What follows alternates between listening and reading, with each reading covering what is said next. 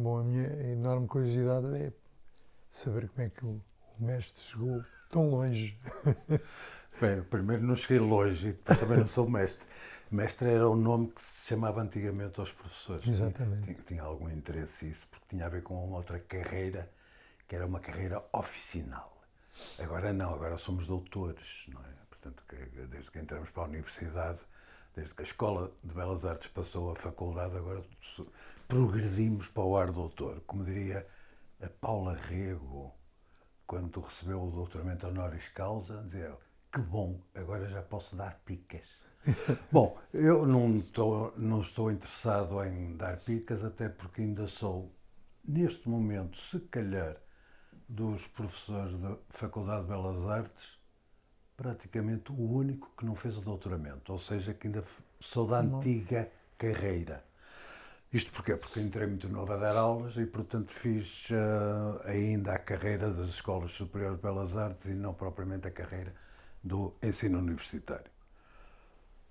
Como é que eu entrei? Entrei lá com o meu colega Fernando Rocha, que já vínhamos juntos do Liceu de Espinho, e, portanto, entramos lá para o primeiro ano da Escola Superior de Belas Artes, curso de Artes Plásticas, em 1977. Portanto, ainda havia os resquícios do chamado Verão Quente, onde era uma animação, pelo menos as reuniões gerais de professores e alunos na aula magna, porque aquilo havia anedotas de todo o tamanho para se poder contar. Tirando esse lado caricato da escola, aquilo é uma escola de artes, portanto, é aquilo que eu posso chamar uma espécie de contrassenso. É a partir do princípio que a arte se ensina e, portanto, partindo desse princípio, é preciso arranjar escolas para ensinar arte. Como eu acho que a arte não se ensina, a função das escolas de arte é uma espécie de fraude que nós vendemos com alguma qualidade aos nossos alunos e que nos permite a nós ter um ordenado, o que nos permite também ser professor durante alguns dias da semana e ser artista, quase que diria... A vida inteira. Pintor de domingo, não pintor de domingo ou pintores de fim de semana, porque cada vez mais a burocracia é enorme, mas fica isso.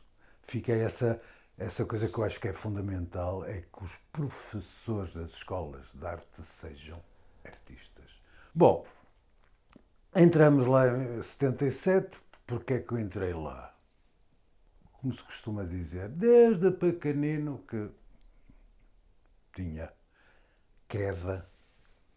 Não era queda. Gostava de desenhar e gostava de ver imagens.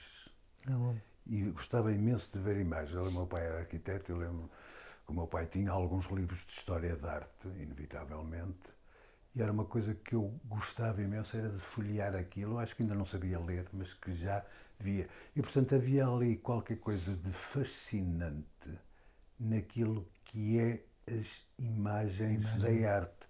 Se vamos pensar um bocadinho na origem etimológica da imagem, da palavra imagem, que vem de mago, que vem de magia, portanto, vê que eu fiz essa colagem a qualquer coisa que me despertava uma atenção muito particular. Esse tipo de imagens, outras imagens podiam não me interessar absolutamente para nada, mas esse tipo de imagens sempre me fascinou. E eu acho que, de alguma maneira, agora que estou a pensar nisto, posso pensar que toda a minha produção como pintor tem a ver com essa estranheza que as imagens nos provocam. Ou seja, podemos dizer, e vivemos num tempo carregadíssimo, saturadíssimo de imagens, e, portanto, há uma espécie de neantização, de falta de peso, falta de densidade, de milhões e milhões de imagens que nos passam pelos olhos diariamente. Sem querer interromper, nós andamos com imagens no bolso, Exato. Não é? O raio do telefone, não é? Pois, e andamos e colecionamos imagens que depois não usamos. E, portanto, nós temos uma relação muito estranha com a imagem, com essa imagem. Fixar, não é? Os bilhões de fotografias que se tiram agora, será que as pessoas as veem, de facto? Nada. A pessoa abre o telemóvel e carrega lá na pasta das fotografias e quando aquilo está pequenino, uma pessoa vê coisinhas assim deste tamanho, que são essa quantidade enorme de E é imagens. aquela coisa, eu tenho isto aqui, não é? Aonde? Exato. E nunca mais encontra, não é? Portanto, tem piada esse perder-se no território das imagens, não é? E, portanto, eu acho que a minha relação com as imagens vem muito desta, se calhar, mais do que a própria questão da pintura ou do desenho, é a questão da imagem que me fascina, não é? Inclusivamente, há uma história, uma fábula, que é contada foi utilizada como fábula a partir do Renascimento, mas foi contada por um senhor chamado Plínio o Velho, portanto um historiador do século I do Império Romano, e escreveu não sei quantos volumes chamado História Natural. Sobretudo a terra, a geologia, o clima, os países, não sei, e inevitavelmente, como é normal nisto, o último volume é sobre as artes. E, portanto, é esses relatos do Plínio que nos leva a ter algum conhecimento daquilo que foram as artes na Antiguidade. E ele conta a história que depois ficou conhecida como sendo a origem do desenho, que no fundo é a origem da imagem. E que é a história é muito simples. É uma menina, filha de um oleiro, que está com o namorado e o namorado vai partir para a guerra e, portanto, o namorado adormece e ela vê a sombra do perfil do namorado projetada numa parede e vai lá e desenha o contorno. Portanto, decalca, por assim dizer, o contorno. E essa ideia de decalcar o contorno é, de alguma maneira, de aprisionar a sombra. E ao aprisionar a sombra é, de alguma maneira, também aprisionar a própria figura. Portanto, esta ideia quase de identidade entre aquilo que é uma consequência, que é a sombra, e aquilo que é o ser, que é a própria pessoa. Portanto, que é um princípio básico da imagem. Uma pessoa olhar para uma imagem e ver, a minha mãezinha. Mas não é uma fotografia. No caso dela, só ela é que reconhece, digamos, depois esse contorno. Ou estar a possibilitar às pessoas também. Quer dizer, ela poderá explicar quem está ali, ou não lhe interessa, ou é apenas uma autossatisfação, digamos. Eu acho que é uma... Utilizando essa palavra politicamente correta, Sim. É uma autossatisfação. Porque aquilo é, por assim dizer, a memória que fica. Sim, ali, exatamente. Não é? Aquilo é uma questão de memória. E Quando se desenha é isso. É então isso, se faz. não é? É isso e muito mais, porque depois há outras coisas que estão em arrasto. Mas aquilo que é a gênese do próprio processo figurativo é esse trazer ao presente a memória. A ideia, por exemplo, do próprio retrato, ou em francês do portrait, pelo traço, e em português retrato, pelo tractus, que é a palavra latina de traço. Portanto, o retrato é trazer pelo traço. E, portanto, esta ideia de trazer o quê? Trazer algo que já não está, mas como estivesse presente. Daí que toda a mitologia ligada às religiões, que no fundo enfrentam o problema da morte e do desaparecimento não é? Exatamente, de fixar aquele que vai desaparecer. A questão das máscaras funerárias, por exemplo, a questão de uma tradição muito romana dos sarcófagos com os rostos pintados. É a primeira vez que há retratos individuais, porque a Grécia não tinha retratos no sentido do individual. Os romanos é que criaram esta invenção. E esta caracterização, quase que diria, arcaica da figuração, é uma coisa que está presente hoje em dia, não é? O Augusto Abeleira, eu acho que era no Jornal de Letras, era o miúdo, depois de 25 de Abril, o Jornal de Letras, mas o Augusto Abeleira... Com o cabelo muito branco. Sim, tinha uma crónica que começava com uma epígrafe assim: o homem é o único animal que distingue a água benta da água vulgar. E o homem é o único animal que se deixa enganar com as imagens. Eu nunca vi o meu gato a atirar-se para cima da televisão a apanhar um pássaro. Mas a questão, por exemplo, do homem, a relação que o ser humano, através dos sentidos, tem com o mundo, a responsabilidade da visão é mais de 90%.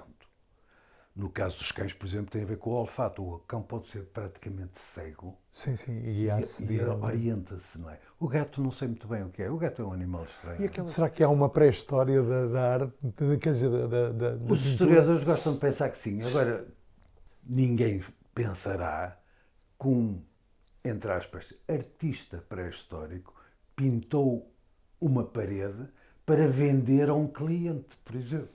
Pois. Ou para fazer uma exposição das suas competências. Então os como marchas não são Exatamente. pré-históricos. Os marchas é uma invenção recente. Pá. É muito mais recente. O crítico de arte é uma invenção do século XIX. Pá. Um bocadinho do século XVIII, século XIX. Mas é de certeza que já estou a imaginar alguém a preparar uma caçada, a fazer um desenho de uma caça ao bisonte e ver um filho da mãe qualquer que vem por trás dele, olha, aquele bisonte ali não está bem desenhado, falta-lhe uma pata. Não, isto são pensamentos que são pensáveis num outro tipo de articulação semântica da palavra arte e que não funciona na pré-história. E a intervenção, digamos, quando há aquela tentativa de destruição da imagem do outro, é muito estranha, não é? A questão dos talibãs com os budas há Exatamente, relativamente pouco tempo. até na estatuária, não é? Pois, é comparável ao período iconoclasta no século VI e VII da era cristã, já, em que a própria Igreja Católica ainda estava em debate se haveria de criar uma construção das imagens própria ou se deveria ser, por exemplo, como são os judeus, que não utilizam a imagem. Exatamente, não utilizam. Não é. Portanto, e esta questão, outra vez, da imagem tem picos de responsabilidade. E o abstrato é um crime sobre a imagem, quer dizer, é uma violência. Como começa? Sempre houve, curiosamente, sempre também. houve abstração. Há uma série, se uma pessoa pensar um bocadinho aquilo que era uma espécie de marginália das coisas, sei lá, nos vasos gregos, os ornamentos. Sim.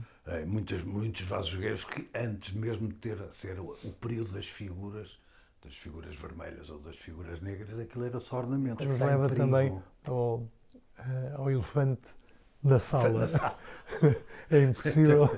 Eu estou aqui ligado a ele. Qual é a relação com este maravilhoso elefante, digamos assim? Eu tive uma formação musical básica, andei na Academia de Música de Espinho, fiz lá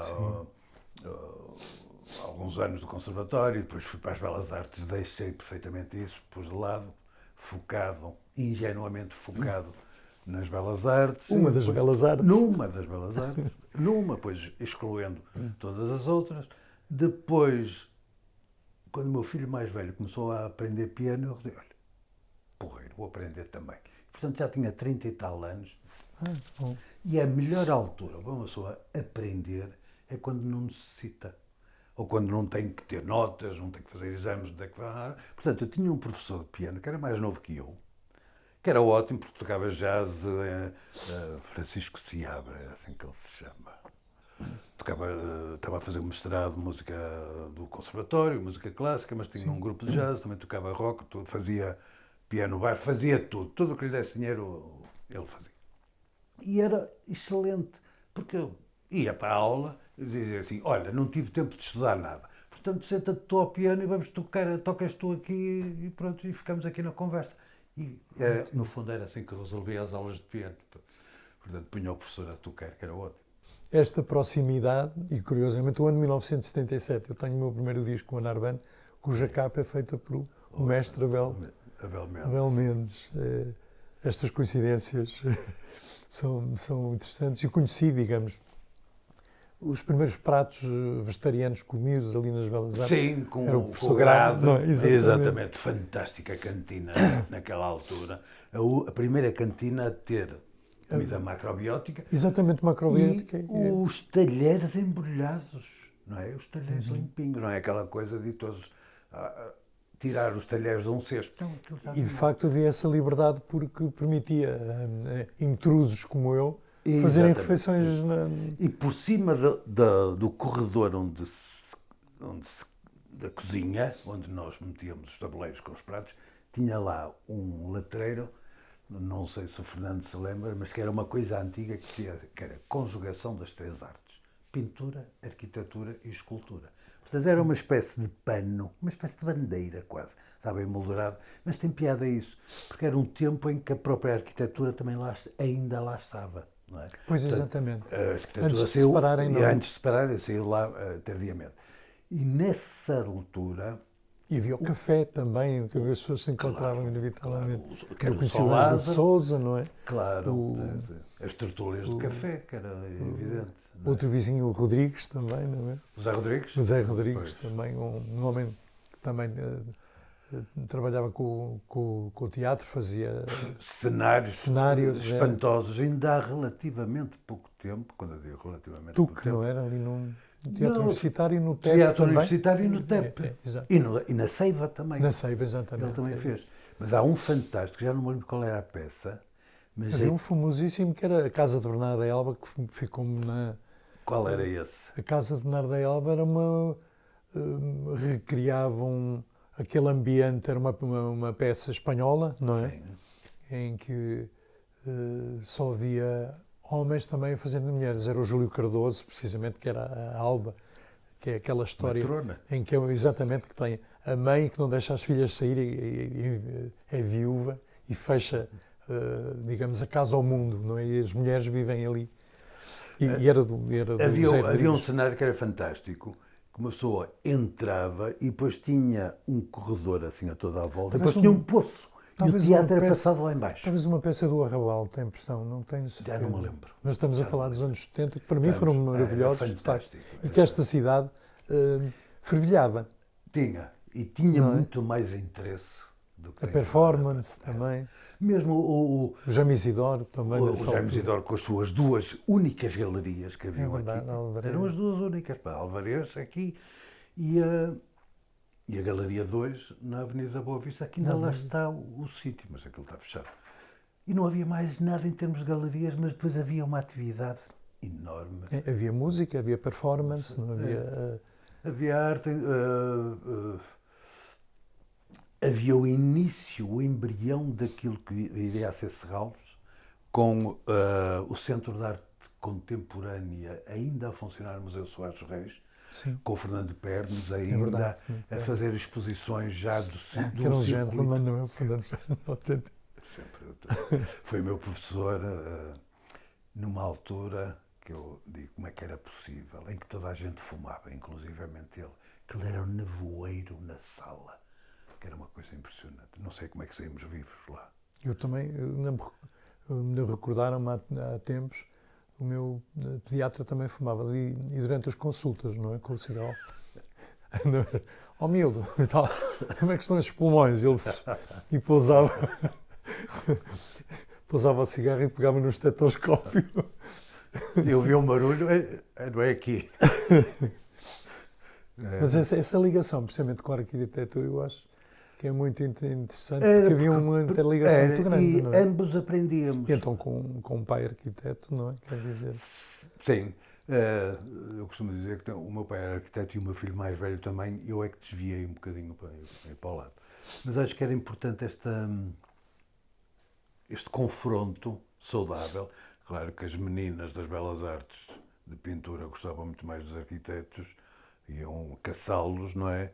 E as meninas da arquitetura também gostavam muito mais dos de belas artes, porque eram muito mais fora da caixa com os arquitetos.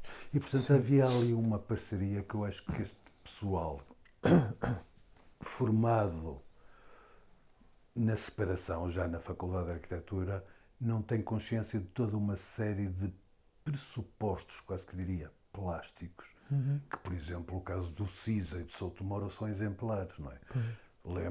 Lembremos-nos que o Cisa foi para a arquitetura porque o que ele queria ir era para a escultura, não é? Mas a escultura é uma arte que tem sofrido no bom sentido, uma excelente renovação. Ou seja, eu acho que até melhor do que a pintura, adaptou-se melhor àquilo que se chama a pós-modernidade e às exigências de uma intervenção mais plural. E acho que a pintura está um bocadinho mais fechada nos seus limites. A pintura sempre foi muito apetitosa porque sobrevivi em várias cidades à custa dos vernissagens, não é? Saber nos catálogos e ver onde é que iam acontecer as coisas. Vernissagem é uma das coisas que eu gosto de corrigir as pessoas. É que eu vou a uma vernissagem? Eu disse, não, é o vernissage. Como caso, imagem, rajo, plágio. Não é? São as exceções. Mas nós ainda somos daquela geração que aprendeu francês. Exatamente. A primeira, digamos, as primeiras referências, não é, de livros, para mim, foram franceses, de facto. Os Gallimards, aquela coleção 10 de 18, que tinha desde o romance ao ensaio, não é? O Tintin belga. Voltando outra vez à questão da banda desenhada, não é?